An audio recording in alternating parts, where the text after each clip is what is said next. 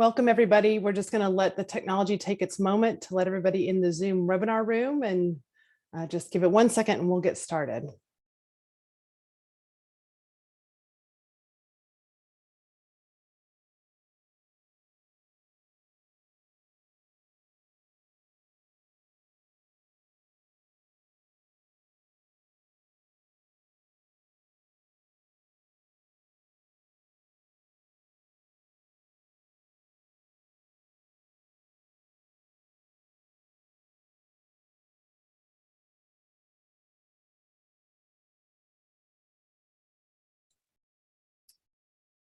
All right.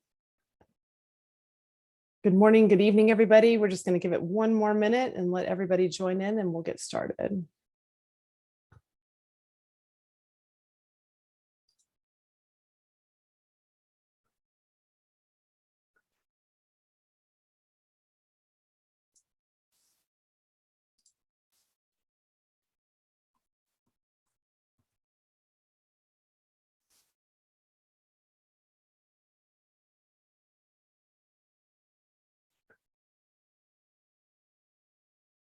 Excellent. All right, well, as the technology is taking its moment to let everybody into the room, I think we're going to kick off. And I just want to say welcome to you all. Thank you so much for joining us, and good morning, good evening, good afternoon, wherever you may be in the world. We are really thrilled to be here to present the findings of the multi-site low birth weight infant feeding exploration, or affectionately known as the LIFE study. While we're waiting for everyone to come in, I know we've all been on a lot of webinars over the past 2 years, but I just want to make sure everybody has the full information about the Zoom. We are recording this meeting, so just be aware of that. To limit the background noise with the large number of attendees that we're expecting, your microphone has been muted for the duration of the webinar, but we really want to encourage a dialogue and encourage your questions and comments. So if you have a question or a comment at any point during the webinar, please use the Q&A box that's there at the bottom of the Zoom screen. And we'll do our best to answer the questions in real time in the chat in that Q&A box, or during our audience Q&A session that we have as part of the plan. If at any point during the time you have any technical difficulties with video or sound, please use the chat to host function, and someone will assist you directly. We're now going to launch a quick poll because we think there's lots of people from all over the world who have joined us. So we want to learn about where you're calling in from. So we'll just put that poll up in just 1 second.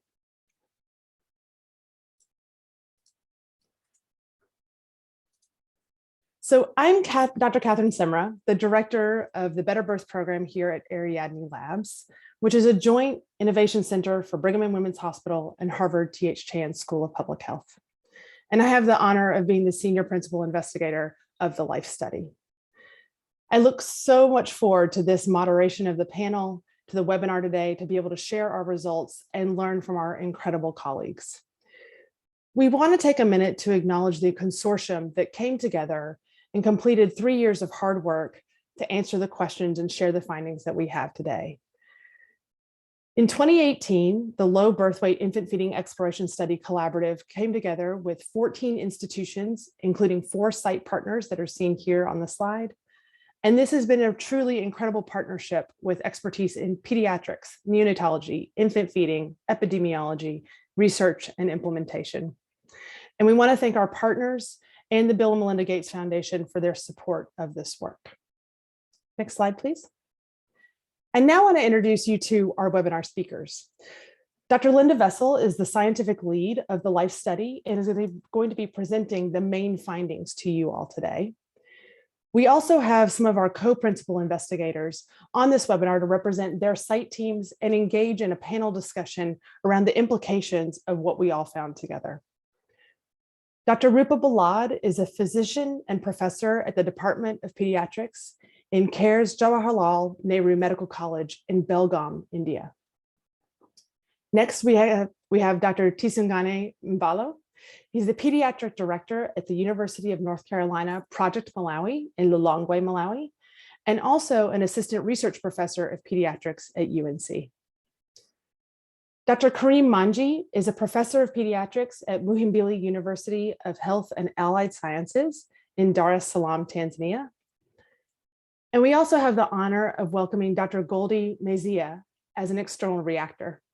Dr. Mezia is the Senior Advisor of Newborn Health at Save the Children US, co-leading work to improve the care of small and sick newborns.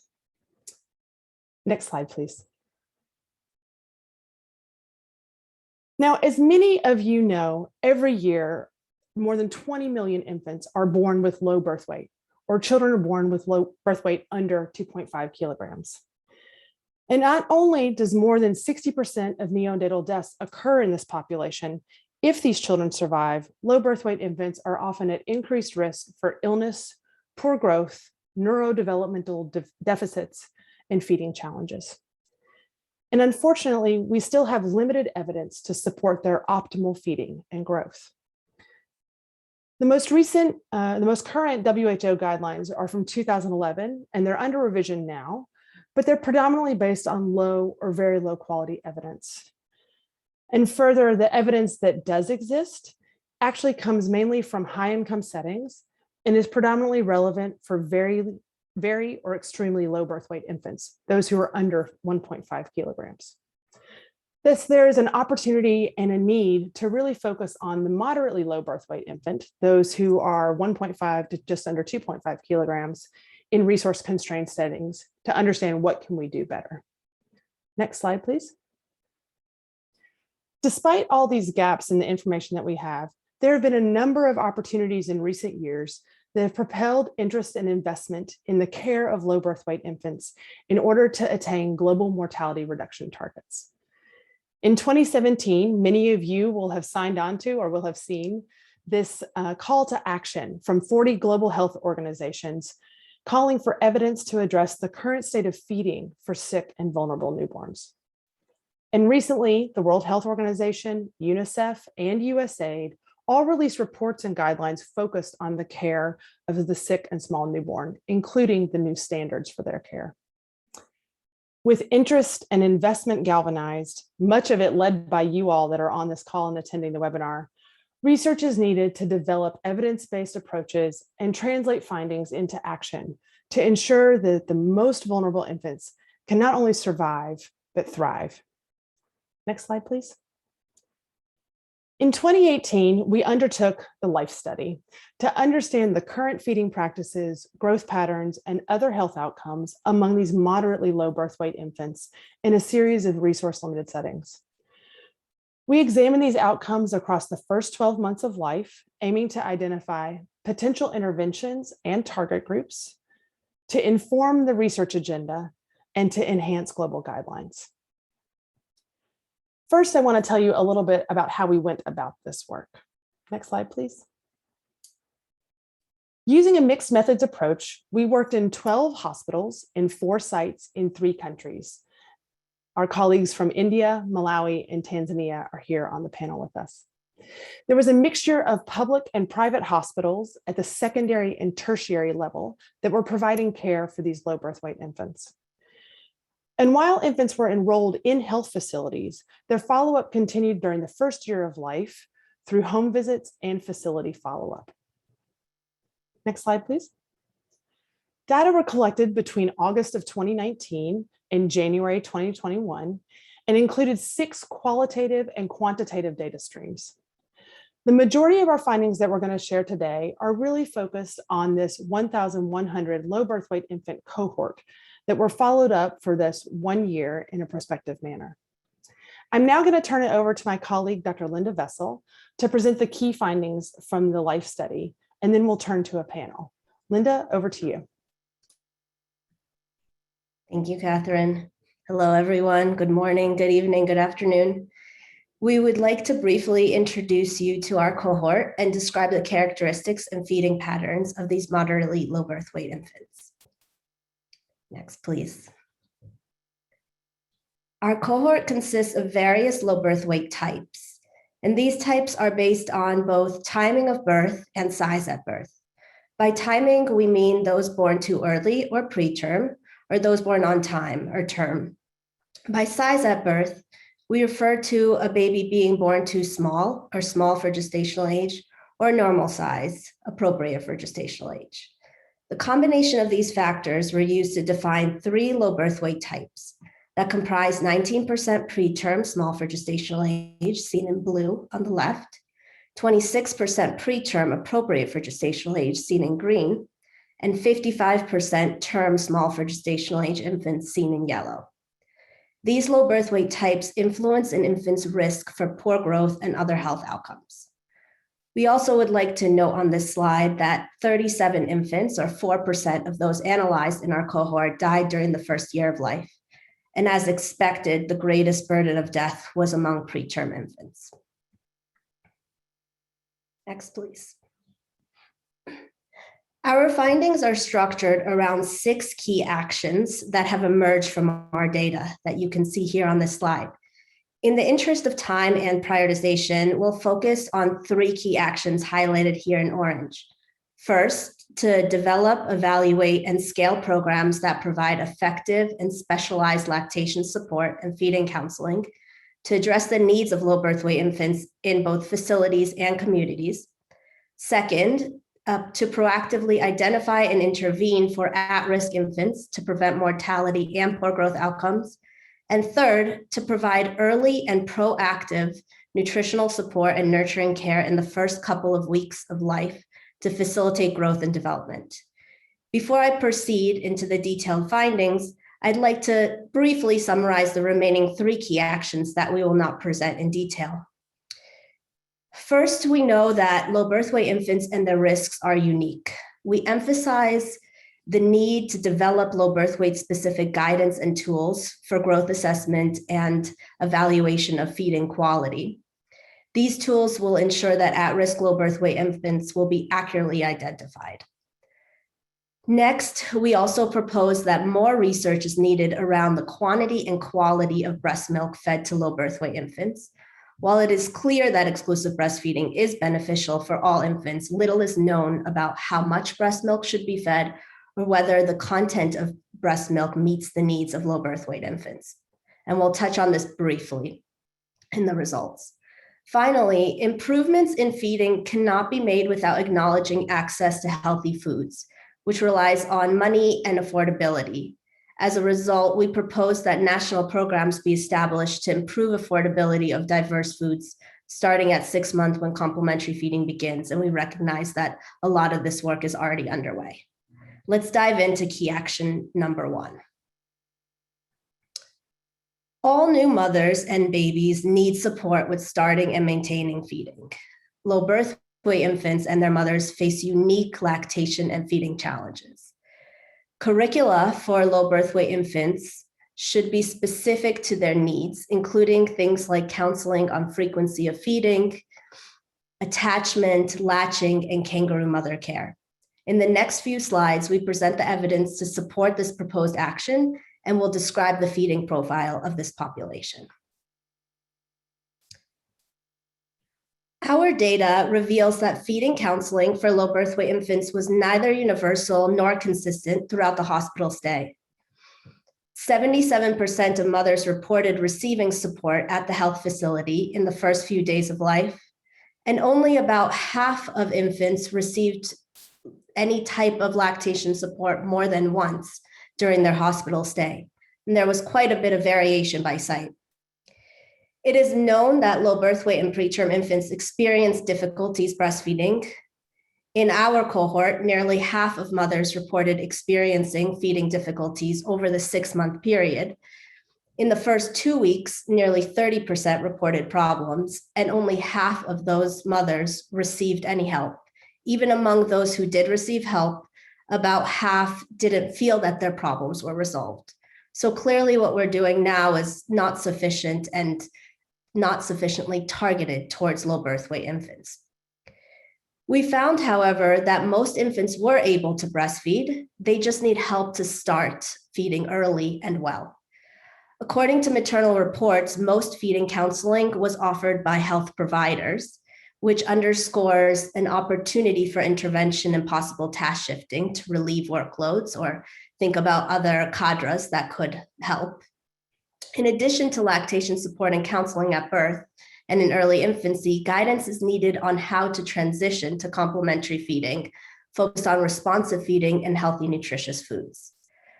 A specialized counseling curriculum could address this early and specifically for families of low birth weight infants.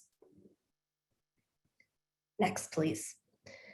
Many family and community members play a role in supporting the mother to feed and care for the low birth weight infant.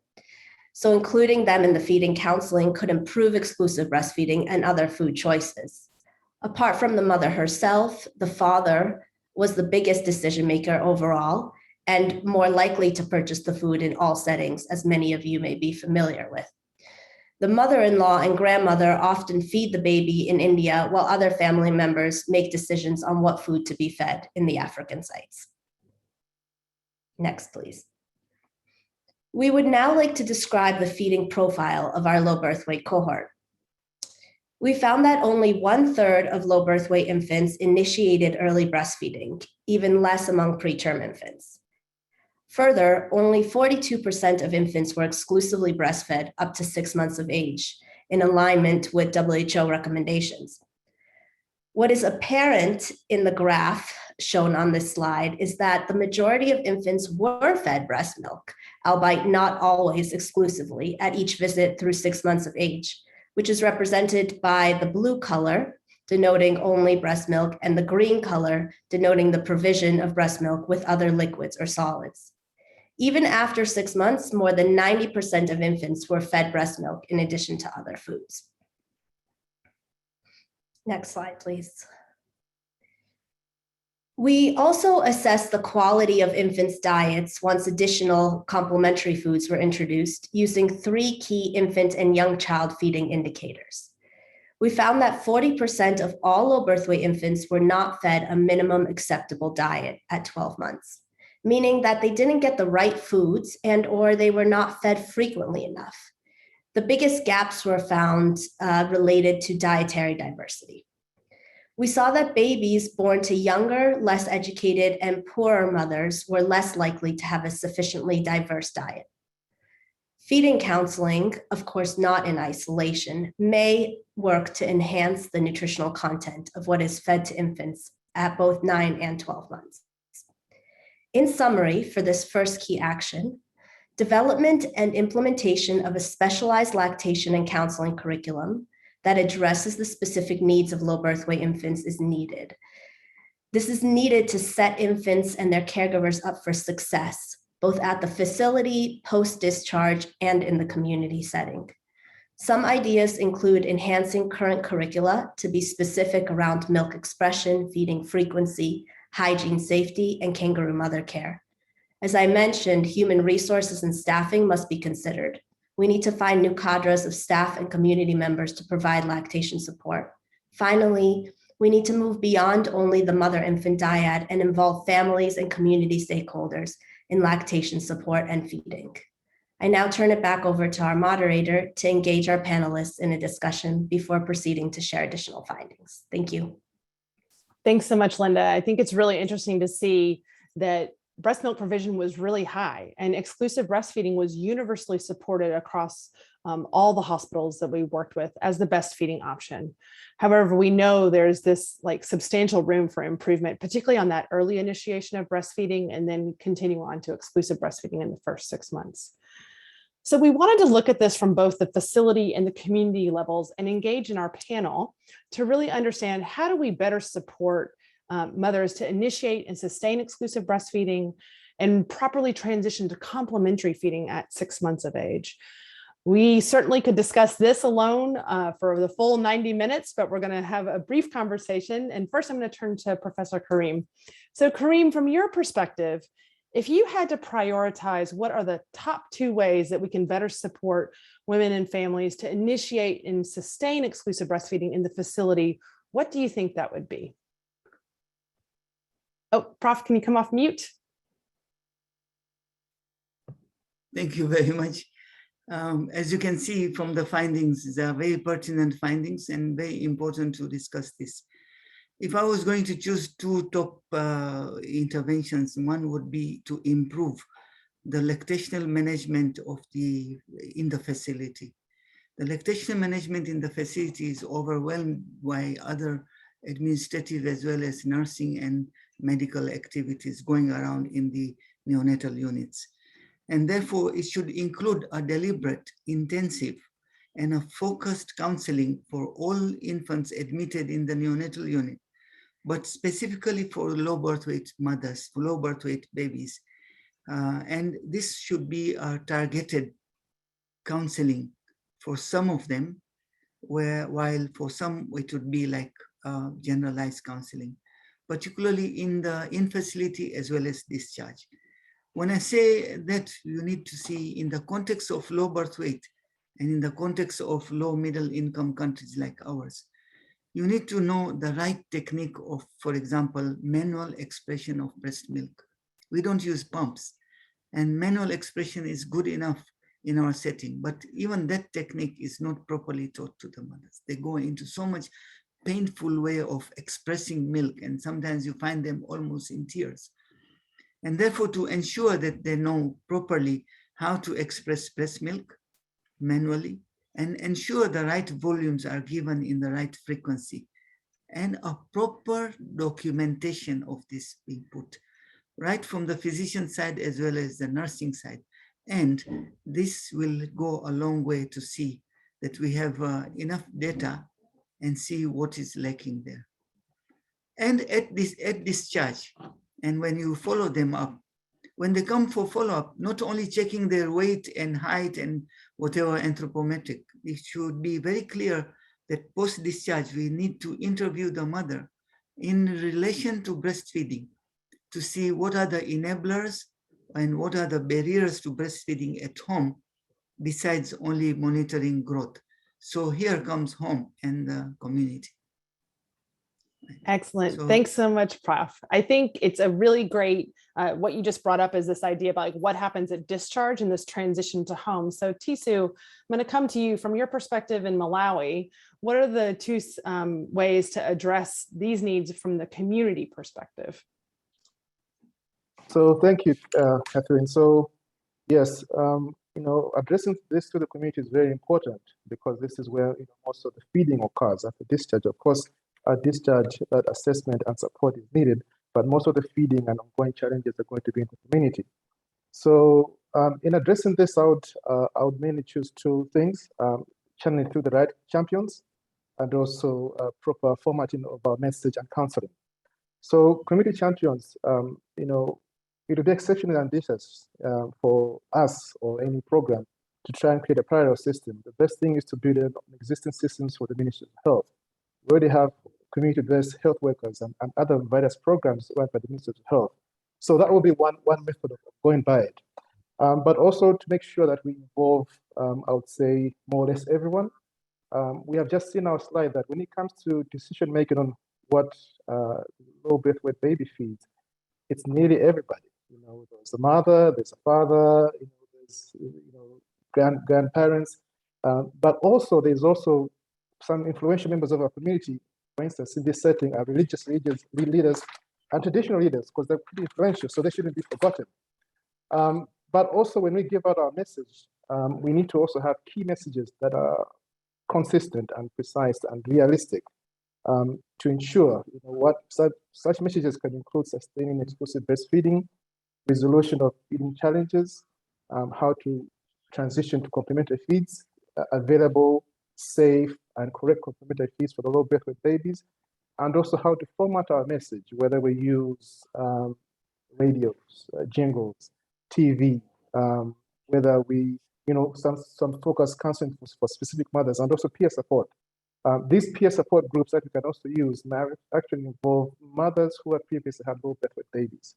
It would be pretty encouraging to you for a mother who's got a low birth weight baby who's anxious and many things have gone wrong, are still challenging, to also have some support of someone who has gone through the same process or has had such babies before. So I think if we focus on community champions and also the proper message and channeling the proper message to the community, it will be quite important to address what we're working towards. Excellent. Thank you so much, Tisu. So what I hear is a bit of a theme between you, Karim, and Tisu about this messaging, going beyond the health sector alone and really thinking about how we engage other partners. And Rupa, how does that resonate with you and your experience in India? Yeah, thank you, Katherine. Yes, this group of babies, they require extra care, extra counseling. I know I really agree with Tisu and Karim that yes, this is a set of newborns who require specific and intensive lactational counseling and support, both at the facility level and at the community level. Especially at the community, once the babies are discharged from the hospital, there's a lot of gap in the community to support these children. So it's a must to identify a cadre of counselors in the community, like the peer counselors, which is the effectiveness of peer counseling is already established. And I would like to share our experience with peer counselors. We provided a mobile health app to counsel the mothers. Of course, this was in the term babies, and it was found to be very effective. Peer counselors with added on interventions like text messages or mobile health application would definitely help these low birth weight babies in the community. Something like that we can adopt and see that the counseling and support would be effective for these babies. Thank you. Great. So I hear consistency of messages and themes to be creative in our approaches, think about the messaging as we move forward, and in particular, be specific around what is needed for these low birth weight infants. You all mentioned that this is not just standard, that we need to be creative in how we think about what the needs of preterm and low birth weight infants are. I'm going to turn back to Linda, and she's going to give us the next key action to think about, and then we'll come back to another panel. So Linda, over to you. Great, thank you. Okay, so in the following slides, we will describe the growth of low birth weight infants in our study and the birth characteristics and early growth patterns that put low birth weight infants at increased risk for poor growth at 6 months of age. Based on this new knowledge, we propose that high-risk infants should be identified by clinicians early, and their feeding and care should be prioritized in order to prevent death and poor outcomes in later infancy. Early identification of infants with risk factors may help with allocation of limited resources as well. Finally, we emphasize that the need for proactive intervention in the newborn period is important to minimize later poor outcomes instead of taking only a reactive approach to managing these poor outcomes when they occur at 6 months. Next slide, thank you. In this slide, you can see that the percentage of low birth weight infants is depicted in terms of, in this slide, you can see the percentage of low birth weight infants who had poor growth outcomes at 6, 9, and 12 months of age, stunting in the left panel, underweight in the middle panel, and wasting in the right panel. These are shown for each site, highlighting differences between countries, and you can see the pooled population in the pink line. What you can see on the left is that more infants become stunted with increasing age. Other global studies have found the same pattern. The percentage of infants who are underweight and wasted did not change much over time. Overall, 43% and 52% of infants in our cohort were malnourished at 6 and 12 months respectively, with any combination of these 3 types of malnutrition. We found that those babies who had poor growth outcomes at 1 year of age had certain characteristics at birth that made them more prone to experiencing these outcomes. The most interesting and newly explored characteristic was being born term small for gestational age. This highlights that being born too early or preterm is not the only important factor to consider, and that size for birth matters. Additionally, characteristics that put infants at risk are being born male, being born a twin, and having a mother who had the lowest socioeconomic status and had limited education or had more children. Next, we explored whether poor growth in the early newborn period, as measured by birth weight regain by 2 weeks of age, was linked with later growth outcomes of stunting, underweight, and wasting. Birth weight regain is a common early measure used for growth monitoring in hospitals. All infants lose weight right after birth, but then slowly regain and should reach their birth weight again in about 10 to 14 days or earlier. In our sample, 14% of infants did not regain their birth weight by the 2-week visit. The forest plot on this slide illustrates the results of the relationship between the lack of birth weight regain in the first 2 weeks of life and poor outcomes at 6 months. The lines in orange represent significant relationships. We found that low birth weight infants who did not regain their birth weight in the first 2 weeks were 1.5 times more likely to be stunted and underweight, respectively, at 6 months. This is a major finding highlighting that birth weight regain by 2 weeks is a practical indicator that can be used to proactively intervene to improve the nutritional status of high-risk infants. We also found that growth outcomes at 6 months raise the risk for respective growth problems at 1 year of age. As seen on the top orange line, infants who were stunted at 6 months had nearly 3 times the risk of being stunted at 12 months. Those who were underweight at 6 months had 6.5 times the risk of being underweight at 1 year. Finally, infants who were wasted at 6 months had nearly 4 times the risk of being wasted at 12 months. These risks present a major opportunity for intervention to prevent poor growth outcomes at 1 year of age. Next slide, thank you.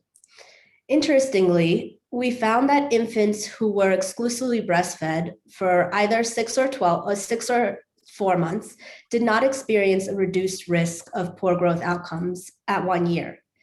The same was true for 6-month outcomes. This is apparent in the figure by the fact that all lines cross one, the vertical line in the middle of the figure. In interpreting this finding, it's important to note that exclusive breastfeeding duration does not provide information about the actual consumption or intake of breast milk by the infant.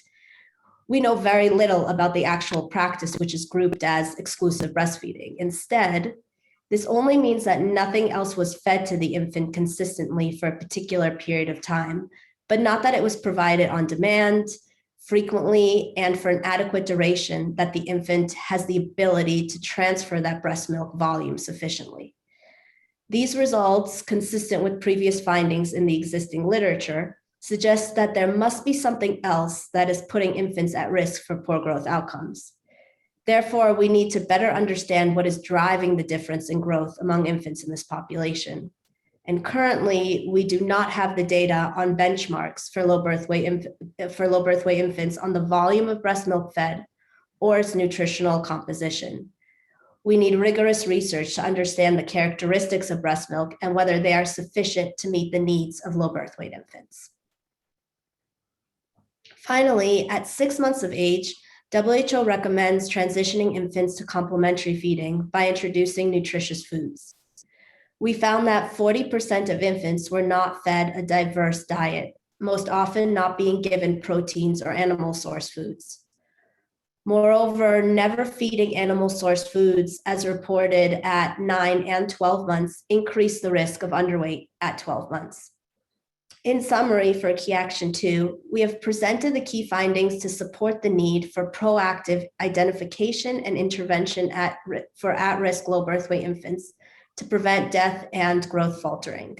The 3 key time points occur at birth, in the first 2 weeks of life, and in the second half of infancy. Knowing these risk factors can help clinicians to identify at-risk infants and allocate resources. This gives us guidance to move this action forward with facility protocols, more frequent clinical checks for those vulnerable infants, and additional support for feeding. I now turn it back to our moderator. Thanks so much, Linda. So it's really interesting to understand that in the life study, we really started to unpack what low birth weight means and these different types of low birth weight, small for gestational age, appropriate for gestational age, and timing of birth can present these higher risks of mortality and poor growth outcomes. And so I'd love to hear back from our panel again about what did you find most surprising about these findings? So Rupa, I'm going to come to you first, and then I'll come to Tisu and Karim. So Rupa, what did you find most surprising? Yeah, the most surprising thing for me was increase in stunting with increase in age, especially with breastfeeding. That means breastfeeding is not protective against these poor growth in these infants. So that was the most surprising thing for me. Excellent. And Tisu, what about you? Yes, I also found it very surprising. It's made me scratch my head a couple of times that exclusive breastfeeding in this cohort did not seem to be protective of poor growth outcome. Exclusive breastfeeding is more or less our golden message that we give for good health of babies. So although this is not like a single cohort stratification issue, but it does suggest that in some high-risk babies, such as low birth weight babies, something in addition to breast milk may be needed, for these babies. Things that you might think of, just thinking around, might be supplements, fortification, or donor human milk in settings where this may assist. But it was just quite surprising that whatever more or less our golden message for exclusive breastfeeding didn't seem to be protective in this population. Yeah. So what I hear you and Rupa saying is like, it's this connection between key action number 1 and now what we see about this connection with exclusive breastfeeding. Maybe it's more about lactation support and improving the quality of that breastfeeding, or it's understanding more about that composition, like what Linda said, and what you're reflecting on, Rupa and Tisu. Karim, what about you? What was interesting to you in the findings from this first wave? The interesting thing was that there is a continuum. The poor start leads to a poor ending. Here it's a 12-month outcome. And you will be surprised to see that a male term, small for gestational age, is more at a risk. If you do a risk stratification, if you profile this, it's surprising because in some societies, male are given more care and they're considered to be more vigorous breastfeeders and things. And here we find they are at a high risk. So basically, male is a weak gender. We are more weaker than what we think about ourselves. But the other surprising finding was the small for gestational age baby who is expected to gain weight right from day 1 was not gaining. And we found that 14% of the neonates, the moderately low birth weight babies, never received or never regained their birth weight at 14 days. And this perpetually go on to become stunted and wasted and underweight at 6 months. And these go on to become the same or even worse at 12 months. So that continuum is very, very catching, and it's unbelievable how the early start affects up to infancy. I think there is a very important element here to talk about the antecedent problems. And one is thinking, like Tisu said, maybe supplements, maybe something is going on. Maybe we are just taking that breast milk has not been sufficient to promote their growth. And I am a breastfeeding activist. And if you hear other activists, they might actually say, oh man, are these people already bribed by the baby milk companies or something like that? Why are they not talking about breastfeeding to be the most universal, the best thing in the earth?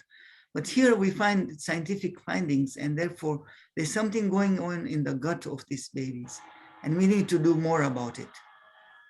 Great. I think, Karim, so what I hear from all three of you is that we really need to unpack this further. And I see some comments in the chat about, is this the right conclusion? How do we think about this? I think it's that question of understanding and unpacking our findings even further.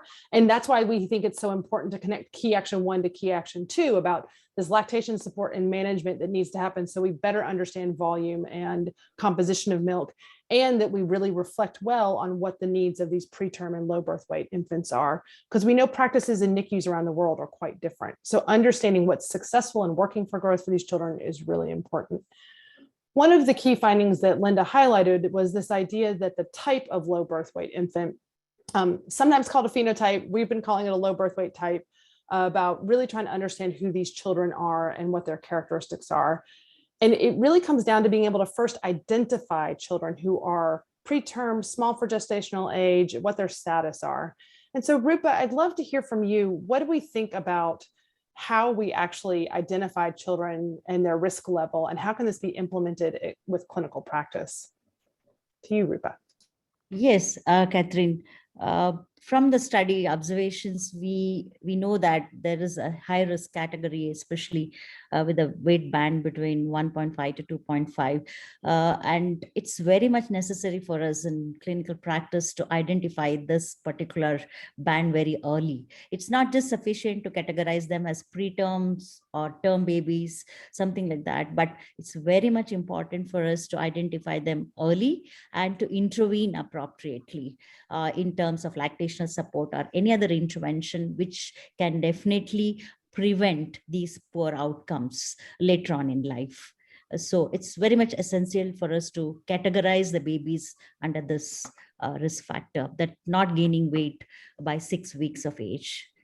That is very important.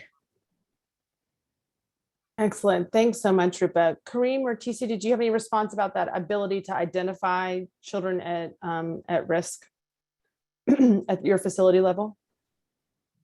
Yeah, we would see that there is one of the factor was poor education and poor wealth quartiles, for example. And therefore, this is one way we can intervene in the pregnancy and maternal health to provide adequate, balanced diet and empower these women right from before they become pregnant and give. So the role of epigenetics and the DOHA, the 1,000-day principle would apply right from she conceives. So when she conceives, this is the time when you should start intervening before she gives birth to the low birth weight. So you can see some of the risk factors right from the studies which we have done. Great, thanks so much. I think that it's really helpful, and I will note that there is an active conversation going on in the chat, and we're going to come to some of those questions that are popping up in the Q&A after just a little bit, but just to acknowledge like the great conversation and resources that are being shared in the chat. We'll make sure to copy those notes down and share those as part of the send out of the recording of this message. So I think first, now I'm going to turn it back to Linda and come to you to hear about this last key action for today that we're going to discuss today, the third key action on neurodevelopment. Linda? Great, thank you. Okay, so our third key action focuses on neurodevelopment of low birth weight infants in our study and the growth and dietary patterns that put low birth weight infants at risk for developmental deficits at 1 year of age. We propose that paying attention to early growth in the first 2 weeks of life can not only help to prevent poor growth outcomes, but can also potentially help prevent developmental delays at 1 year of age. This slide highlights that child development is a concern in this population. We measured neurodevelopment using a population-based tool called the Caregiver Reported Early Childhood Development Instrument, or the CREDI. This instrument is designed to represent developmental milestones and behaviors across a normal range in order to improve the lives of all children, and is not just focused on those with delays, and it's based on maternal reports. Scores to the left of the reference point indicate developmental delays, so this figure shows that most infants were experiencing delays. Additionally, differences were found by low birth weight type, whereby preterm infants born small or normal size had more delays than term infants. Knowing that we need to pay attention to developmental delays, which is not surprising in this population, we then explored what puts infants at risk for these delays. We found that infants who did not regain birth weight by 2 weeks had lower developmental scores. This emphasizes the need for the use of this indicator in identifying infants who have longer-term developmental risk, and further promotes the use of this indicator that hasn't really been used in this area. Next slide, please. We also found that infants who had poor growth outcomes at 6 months had lower developmental scores, highlighting at 1 year, highlighting a crucial link between growth and development. The same relationship was also found with poor growth outcomes at 1 year of age. In summary, for this key action, poor growth at 2 weeks, 6 months, and 12 months were all related to developmental delays. The findings shared in this section highlight the need to identify and address growth and nutritional risk factors of developmental deficits. Ways to improve this may include a change to current protocols to more proactively engage families and growth monitoring and feeding counseling, and promoting a nurturing care environment to support neurodevelopment from very early on in infancy. I now turn it back to Katherine. Thank you. Great. Thanks so much, Linda. So I hope that was helpful to hear the 3 key actions that we have in that we wanted to highlight today in this webinar. But in order to unpack this a little bit further, particularly on the neurodevelopment findings, I want to turn to you, Tisu, first. This is an area you and I have chatted about over the past couple of years. What do you think we've learned about early indicators and opportunities for intervention, and how does that apply in your work as a clinician and researcher? So, I mean, from this study, as we have seen, early identification and support of babies who have not regained their weight by 2 weeks is very crucial and quite critical to identify, monitor for, and identify early, and work on or help to address much earlier on. You know, even small changes in the regain of the birth weight can have a lot of impact in the baby. So, you know, in this study, we have shown that not regaining weight by these 2 weeks is associated with increased risk of stunting, increased risk of being underweight, increased risk of having poor neurodevelopmental development at 12 months. And this inference has also shown that this could be a quite important indicator to intervene on early, because if we don't correct it early, it will spiral for the rest of the life of this person. And it's not, you know, we just looking at stunting and neurodevelopment here, but if you look into the real world, someone who's got neurodevelopmental challenges has got a lot of impact on the system, on self, on family, on the village, district, on the nation. So I think we've got a 2-week window to be able to identify something that's pretty important, try and mitigate and work on as much as possible, because if we don't, there's a chance, if we can manage, to chance to minimize effects that can spiral for the rest of the life of this person. Great. Thanks so much, Tisu. Karim, what about you? How do you think about these early indicators? Yeah, building on what just Tisu said, you know, when we do an APGAR score with all its limitations, when you do an APGAR score, we use it as a proxy to see a lack of oxygen in the brain and blah, blah, blah, and see the neurodevelopment of the child, including hypoxic ischemic encephalopathy scoring. And we now found in this study, and we should use it as a risk tool, as a tool to identify children at risk. At discharge, we must write, this child was born low birth weight and did not gain weight within 2 weeks or 2 weeks after discharge. The birth weight was not regained. This is a very important risk factor, which we have seen consistently at 6 months and 12 months. So just like you use an APGAR score, a risk statement would be, did not regain weight in the first 2 weeks of life. And therefore, it's not for stigmatizing, but it's actually for recognizing this child needs early childhood stimulation and whatever interventions required for the child to compensate in the neurodevelopment.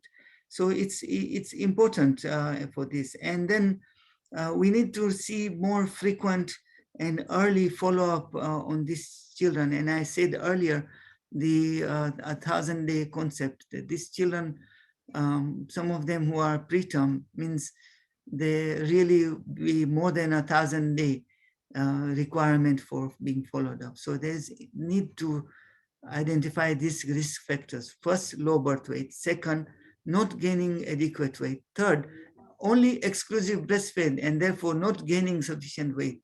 And fourth, at 6 months, they are stunted and therefore they are remaining stunted at 12 months, and their neurodevelopment outcome is closely related with their stunting. So somebody who is asking about microbiomes and other things, we can discuss that in details when time permits. Absolutely. Thanks so much, Karim.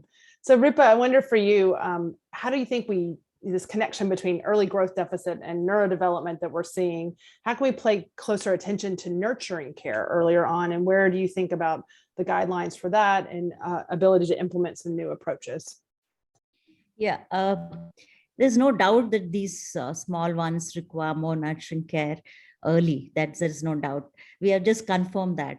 Plus, we have added on an early indicator to make it more, to emphasize it more. And definitely it's given us an opportunity to look at the current guidelines.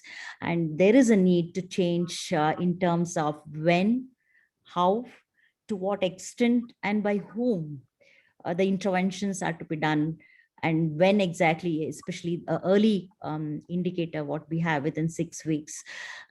These guidelines have to be changed based on this, when, how, to what extent the lactational support has to be given, for example.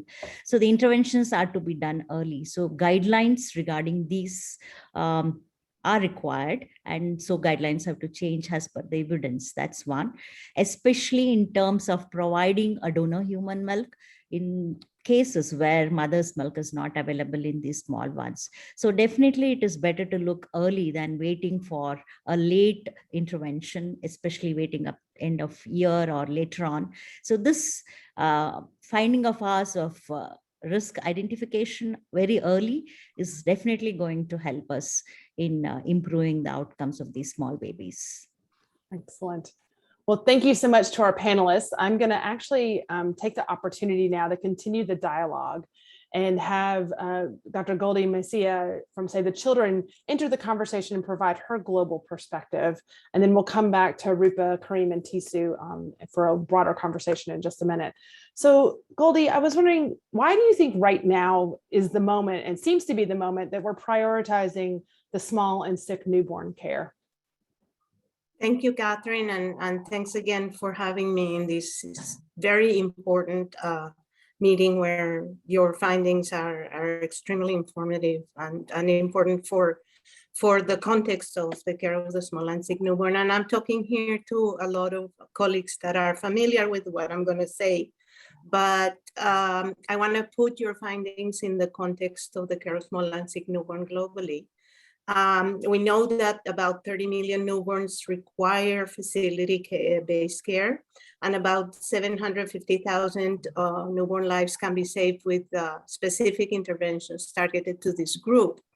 So you showed, Katherine, that we, the UNICEF, WHO, and partners have launched several resources. For example, in 2014, the INAP goals for 2025 included that 75% of newborns who needed it would be resuscitated, receive KMC services if small, and be given antibiotic treatment for severe infections, as addressing the main causes of mortality for small and sick newborns.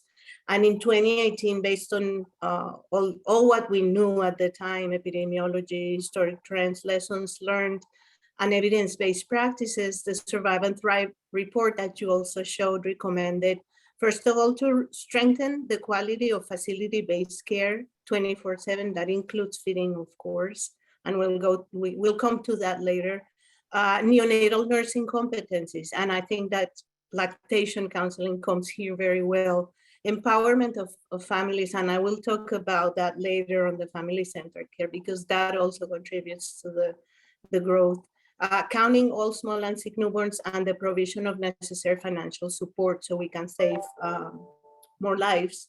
And we, of course, in this group in particular, knows that low birth weight infants are at increased risk of morbidities and mortality, developmental delays. I mean, this last point of neurodevelopment in relation with the lack of regaining the weight is very important. These babies tend to have long-term neurological consequences and chronic medical problems, as we know. And also the issue that babies that are not born in facilities, and those that are discharged early from facilities, which is common in our context, whether they are small or not, really require follow-up and good care, good postnatal care, whether at risk or not in the community. let me see, including taking care of their feeding needs. And I heard, I don't know who to really give credit for this last term, but taking care of good quality care for small and sick newborns should be the last frontier to address newborn mortality, and so we can reach the SDG 3 for 2030.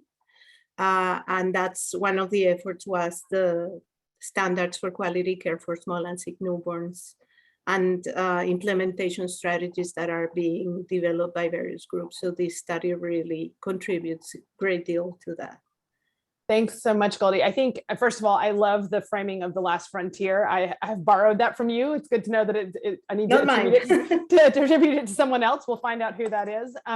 But as you were speaking, you were talking a lot about like kind of the global perspective. And obviously a lot of our friends and colleagues are on this call who are in the midst of developing these guidelines and approaches and implementation strategies, particularly for children under 6 months. I was wondering how you think about how these results fit in with that. What did we address in terms of gaps, and then what do we emphasize coming out of this work? We highlighted 3 key actions, but I wonder what you think we should be emphasizing. Okay, so we know that bad quality of services have many consequences, and one of the consequences is delays in feeding, and which also leads to difficulties in breastfeeding. One of the issues is separation from the parents, and particularly from the mother, are common in that context. And we saw that very, very much so during the pandemic. And we also know that there are serious deficiencies from many reports and studies on the feeding practices for small and sick newborns across the board. You also mentioned, or Linda mentioned, maybe the 2011 WHO guidelines for feeding of low birth weight infants in low and middle income countries. I just want to remind of those recommendations. Some of the issues really still relate to what we were talking about today. So really emphasizes the need to care specifically for this group with early initiation of breastfeeding when possible, and breast milk feeding with alternative methods, and that talked about not direct from the breast until breastfeeding is possible, exclusive breastfeeding until 6 months of age, and continued breastfeeding up to 2 years and beyond. And this was considered critical for care and healthy growth and development of these babies, low birth weight, whether preterm or full term, and that these families require always additional support, particularly in the first days after birth. So these already kind of suggested, not in as specifically what your findings came about, and for sure this is going to inform the new updated guidelines. Another thing is that the moderate low birth weight infants that are really the majority of infants that are born less than 2.5 kilo, they present an opportunity to save their lives with proven interventions that do not require advanced technology. And not only to save their lives, we don't talk anymore about survival, we talk about thriving. So the LIFE study aimed to understand the ways and how and when these kids were fed over time and how they grew. And it aimed to understand key points in time of nutritional risks and how risks differed by low birth weight type, whether it was a preterm small for gestational age, or preterm adequate for gestational age, or term small for gestational age. Also by SARA and by region. And in India, babies are more small for gestational age, and in Africa, more preterm.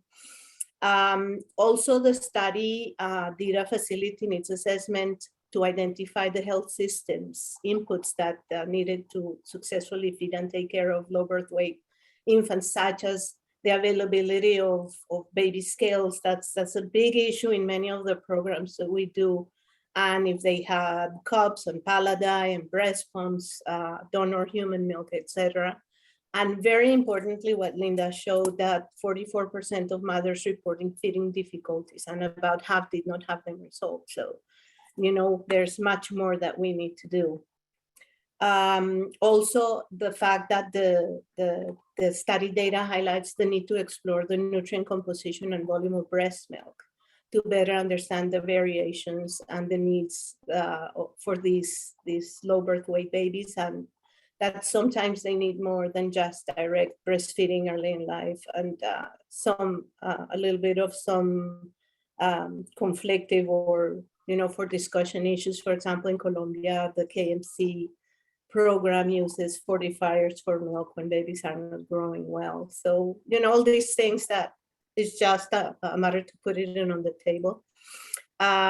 Also, the findings of the study highlight that universal and consistent lactation support in the facility and the community is essential, and that there is a need for feeding counseling curricula designed specifically for low birth weight babies in low and middle income countries.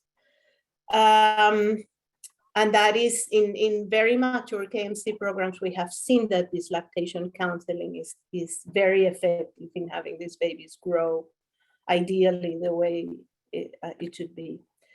The results also show and provide strong evidence of what are the newborns at the highest risk for underdevelopment that have to do with deficiencies in feeding, and some actions that can be taken to ameliorate the risks. For example, the risk stratification of infants by low birth weight type, highlighting that it's important to not only look at the risk based on preterm versus term status, but that being born small for gestational age, even if it's term for small for gestational age, increases the infant risk for poor growth outcomes. We have known this probably more anecdotally, but this data really strengthens that concept that we have had for forever. And early proactive intervention is really important. And the use of this indicator that Linda also mentioned, that regaining the birth weight in the first 2 weeks of age, and the early growth monitoring to prevent poor growth and neurodevelopment later in infancy are really key. And the need for specialized lactation support and counseling. Sorry, I was looking to see if I still had time for all of this. The last issue I wanted to mention is that this research is also timely in establishing foundational knowledge on low birth weight infant feeding prior to the upcoming Lancet series, which is the Small Vulnerable Newborn series, Signs for a Healthy Start. They talk already about these phenotypes that you call differently, like that also take into account that 2,500 grams. I think this is really important. A baby with 2,500 grams can be a preterm adequate for gestational age with very different needs from a full-term baby that is over 25 that is adequate for gestational age. So long one, but No, thank you so much, Goldie, because I think what you did is wove together like what's happening in the global community, and obviously a lot of our colleagues here, but your leadership as well in the sick and small newborn space. And then how do we think about taking research? We all do research in the aim of action, right? Like trying to get us to improve the health and well-being of these vulnerable infants and their families, and making sure that we're creating a supportive environment and network for people to be able to survive and thrive. As you said, not just survive anymore, but really focusing on thriving. I'm going to turn back to our panel for just a minute and ask a few more questions before we open to the Q&A, which we have an amazing set of questions that we'll get to in just a minute. But Tisu, I wonder if I can come to you first, really, what was, out of all that you've heard and what you know from working on the manuscripts and the results, findings and all of that, what for you is the most important takeaway right now based on what you heard from Goldie and others about how you think about this work? I think I'll still come back to the breastfeeding question and poor growth outcomes despite that. So to me, my thoughts are breastfeeding may still need some supplementation early, more specifically for the low birth weight babies, and more specifically for some maybe strata that we've shown to have poorer outcome. So I think some support and supplementation of breastfeeding would still be important for these low birth weight babies. Great. Thanks so much, Tisu. Rupa, what about you? What do you think is most Yeah, important for us to take away? Yes, since we have this risk category, I think it's very important to identify it early, and along with breastfeeding and tackling all the difficulties in breastfeeding, there has to be some additional intervention for the better outcome of these babies. That's Great. what yeah. Thanks so much, Rupa. And Karim, for you, what's your most important takeaway?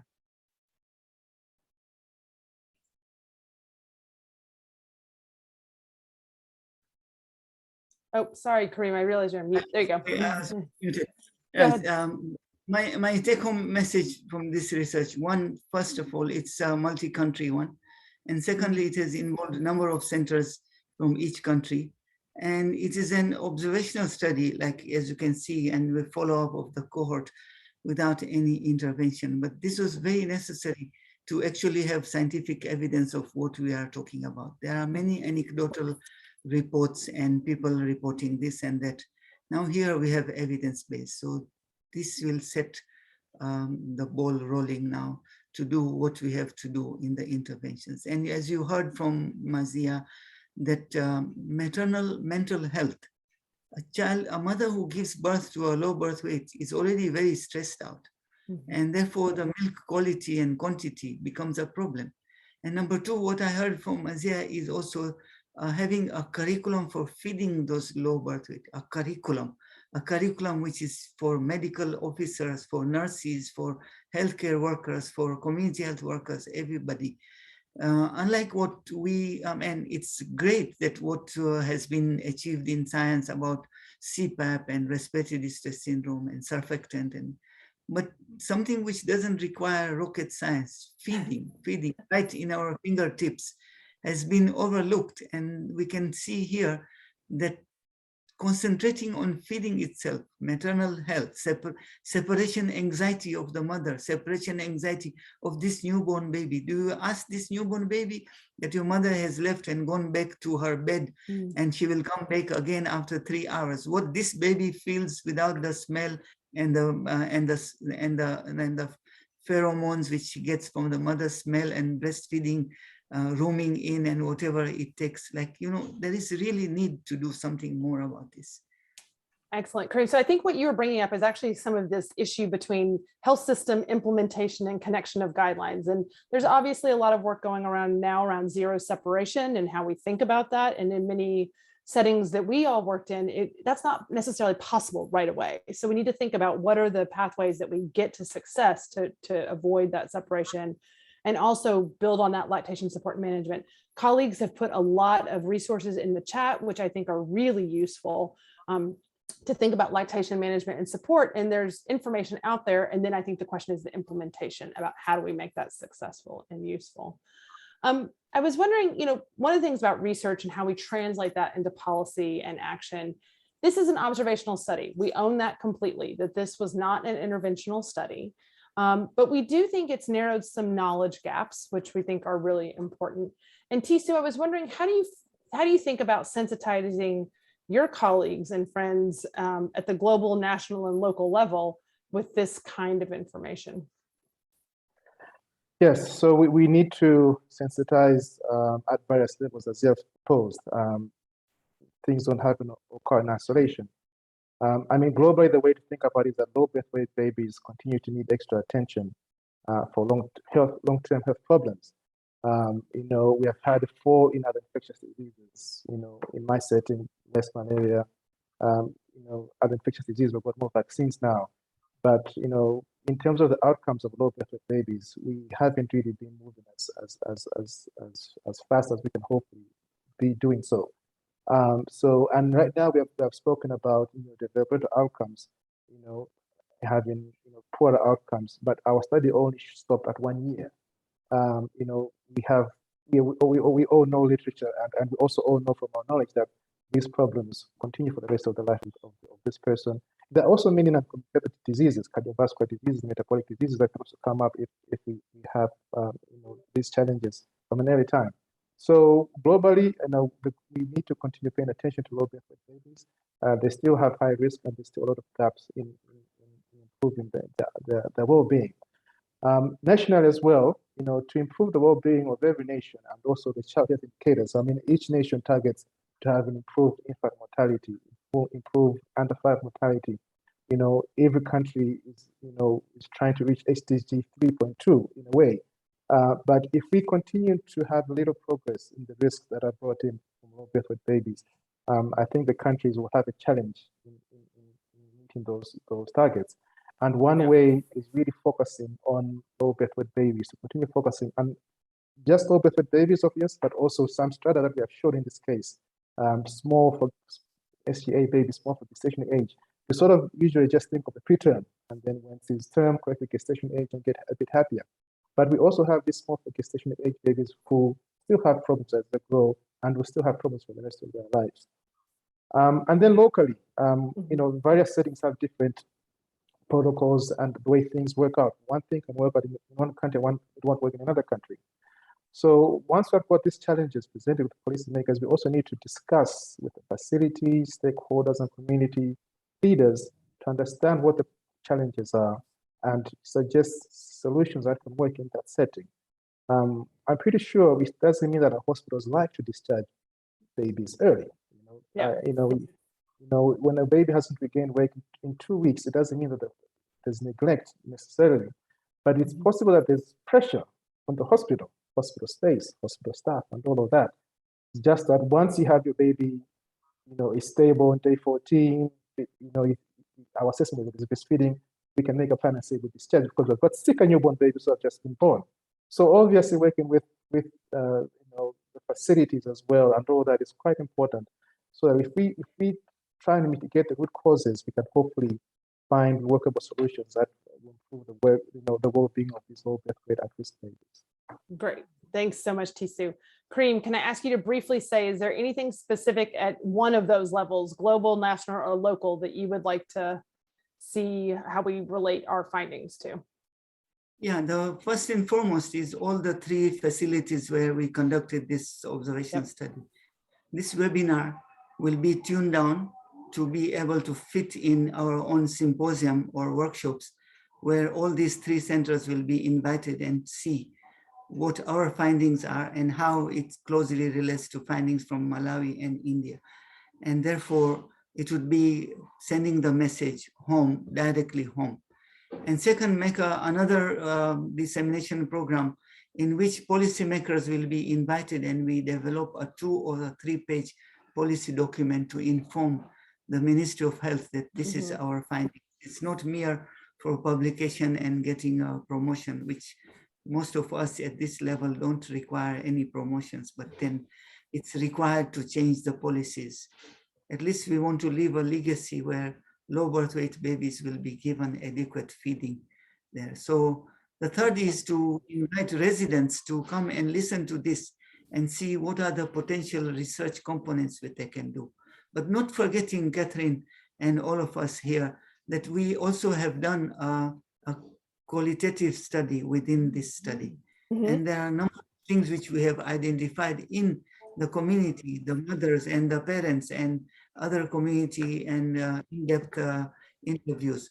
So I think the audience should be keeping their eyes and ears open to see what these qualitative findings will also give to. So I am not able to give those findings now, but it's important.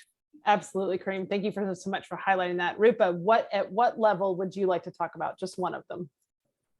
Yeah, I would pick up the national level because there's enough at the global level. Yes, I think we need to disseminate this, as Dr. Karim said, to our policymakers and colleagues about our findings. I think it's a very important evidence we have created to show how important it is to cater to this particular cadre of babies and how important it is for the outcome, including the long-term outcome of these babies. So we would like to create the awareness of disseminate our information and emphasize on the need that it is to be disseminated. It should be, implementation has to be stronger in terms of the curriculum development of managing and caring these low birth weight infants.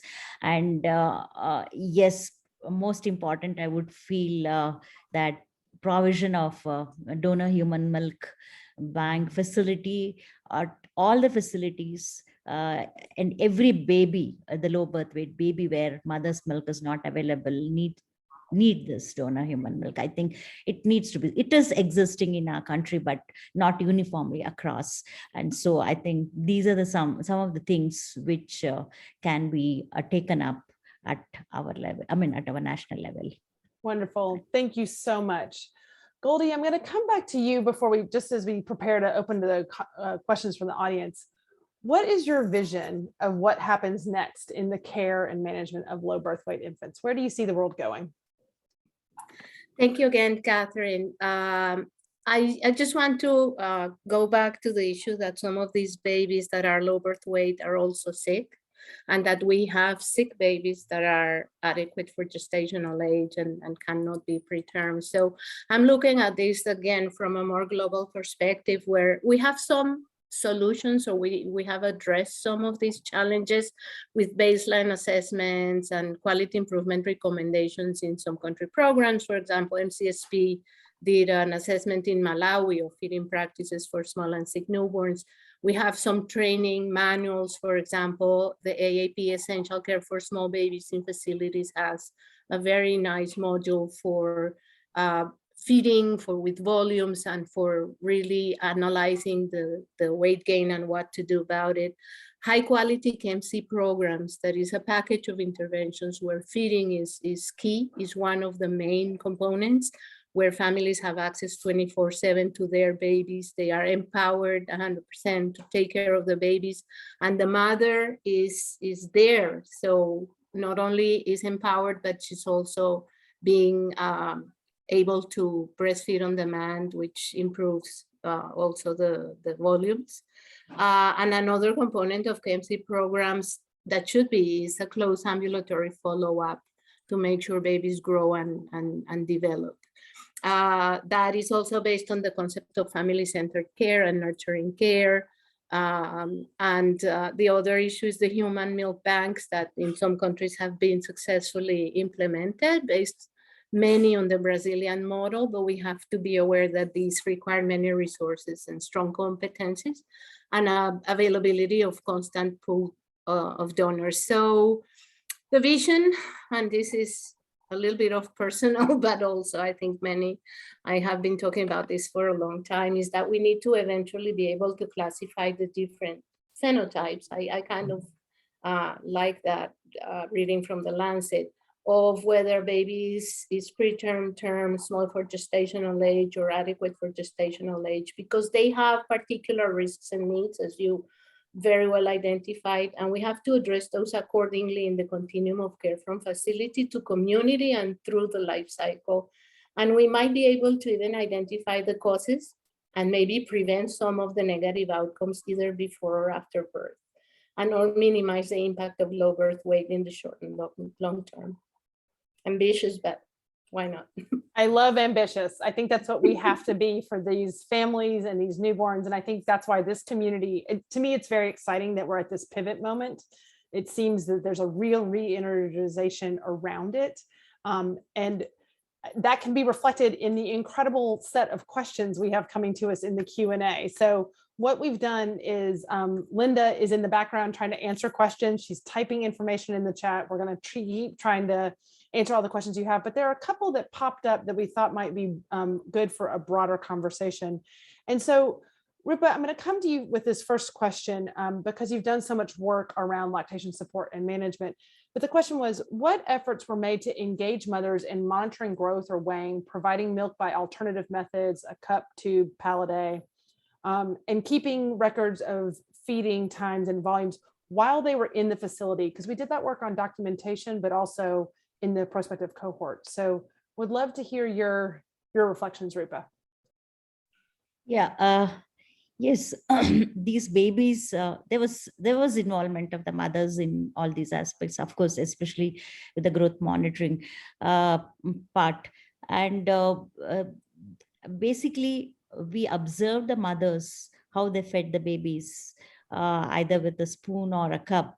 And of course, there was actually monitoring of the volume was there in the facility, but not in the community.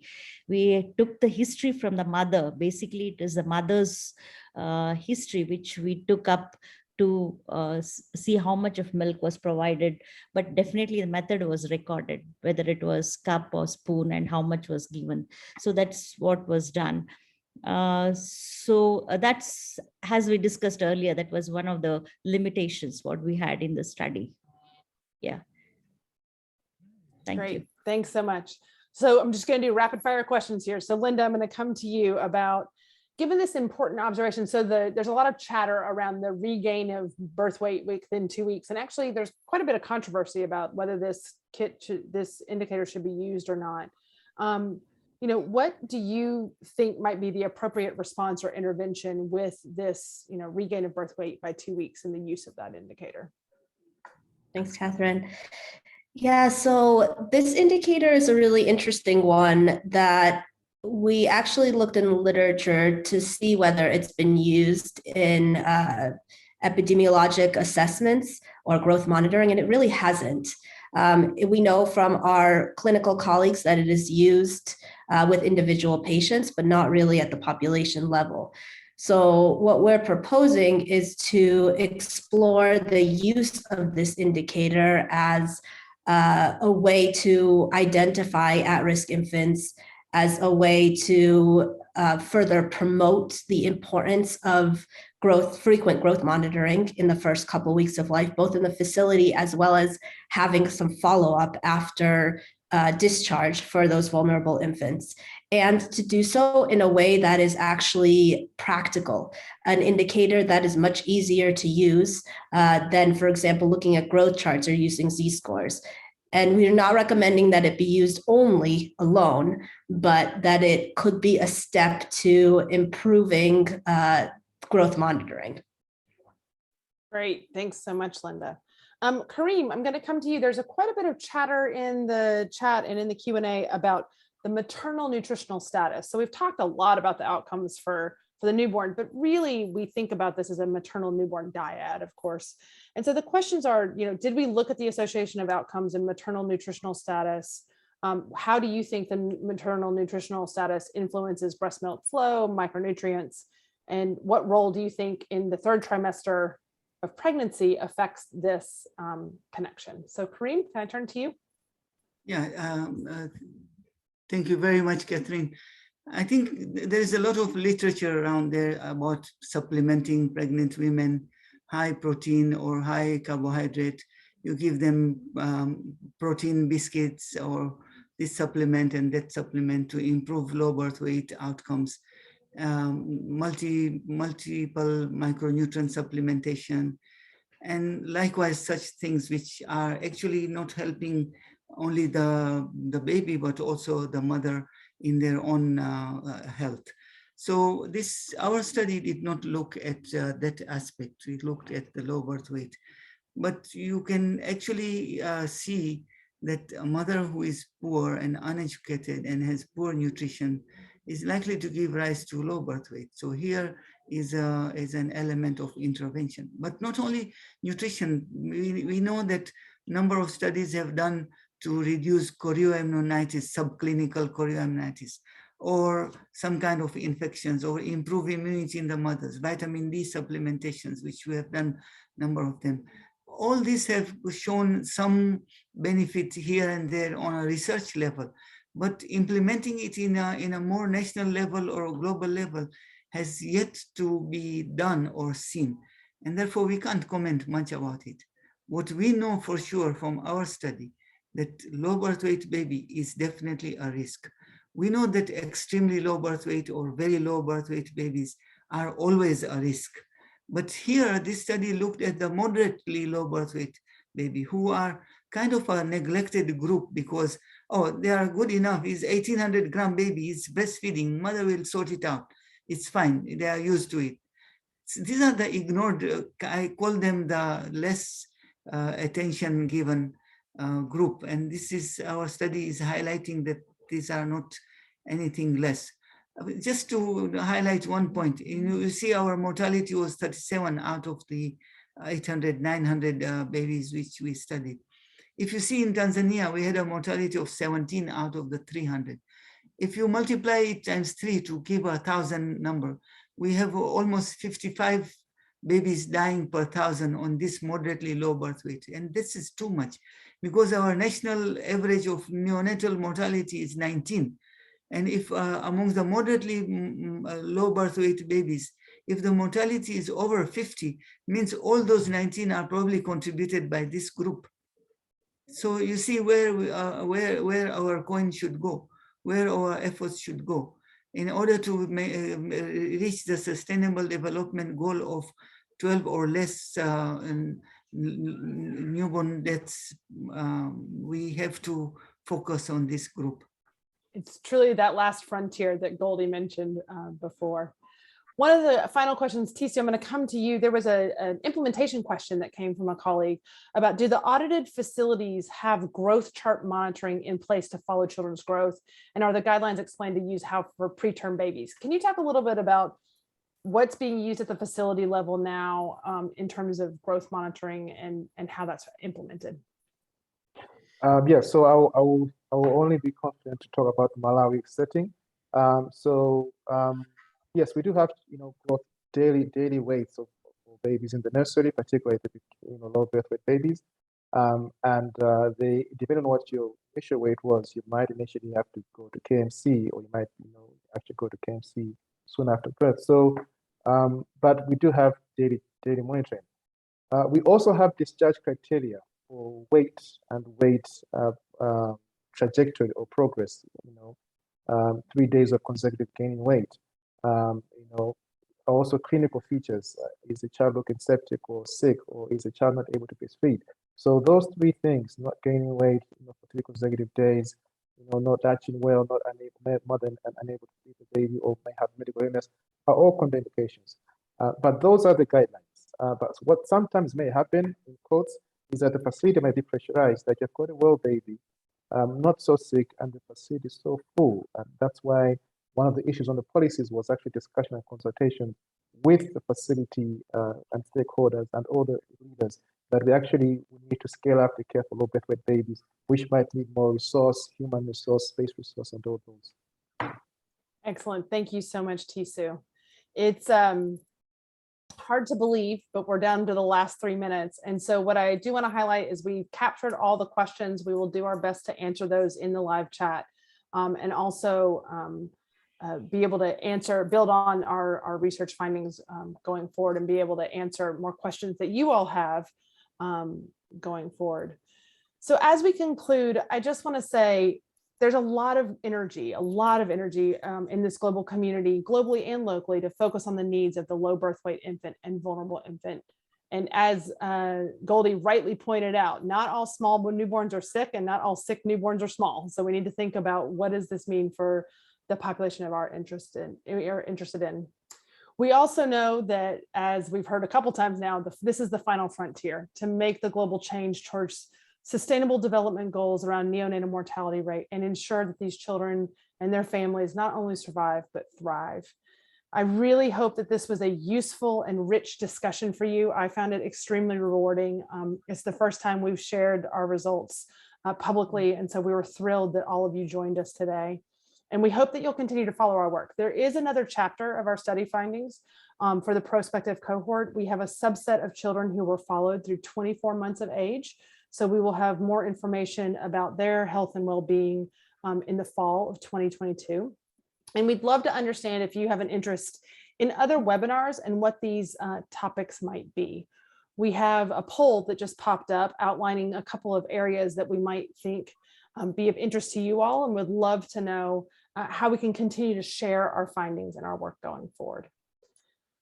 So please do reach out. You can always reach us at Ariadne Labs, and of course, our incredible consortium and colleagues. I want to particularly say thank you to them, especially to have Rupa, Tisu, Karim on the panel, as well as have Linda present the results, is so meaningful to me, because we started this journey together 3 years ago. really trying to understand how do we improve the health and well-being of low birth weight, moderately low birth weight babies. And we really are excited about the next steps about how we think about this work going forward. So a particular thanks to Rupa, Karim, Tisu, and of course, all of our fully consortium partners. And finally, Goldie, a thanks to you for highlighting how this work fits in the global community. So just again, thank you to our incredible partners and our colleagues for the reflections on the panel. We're going to be sharing a poll as we close the webinar to get your feedback about how this went and how we can do better. And Eliza will share that in just a minute. And just a note of thanks. We look forward to making the world a better place for low birth weight infants and their families. Thank you all.